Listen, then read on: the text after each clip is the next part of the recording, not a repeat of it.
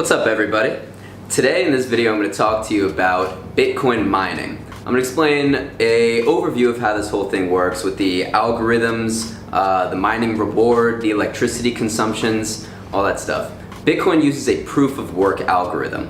What happens is the miners need to take a hash using the SHA-256 hashing algorithm of the previous block combined with all the transactions that they want to put into the current block, and in addition to that have a nonce, which is a number of zeros at the beginning of the hash, and it looks something like this. So this all gets hashed together using the SHA-256 hashing algorithm, and then the miner creates a block. So this whole process is something that is very easy for the nodes to verify, happens very quickly, but it's very difficult for the miners to generate. So this makes it so that we can have the system that we do with the blockchain, so that a block is mined about every 10 minutes. When a block is mined, a reward is produced, a Bitcoin reward, and given to the miner. So back in 2009, when the Genesis block was mined and Bitcoin had started, the reward was 50 Bitcoins. Every block that was mined, the miner would get 50 Bitcoins. About every 4 years, this reward is halved though. So we started at 50, then got down to 25, and now we're at 12.5 Bitcoin that gets rewarded for every block that's mined.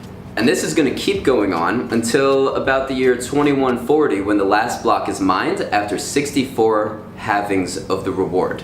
So to talk about the electricity consumption, the blockchain actually adjusts the difficulty every 2016 blocks based on the amount of miners that are on the blockchain, how many blocks are being mined and how often, so that we can have a block mined about every 10 minutes. So when more miners come onto the blockchain, there's more competition and things get a little bit off of that 10-minute mark. So the blockchain will readjust its difficulty using the nonce, that amount of leading zeros at the beginning of the hash, in order to make sure that we have a block every 10 minutes.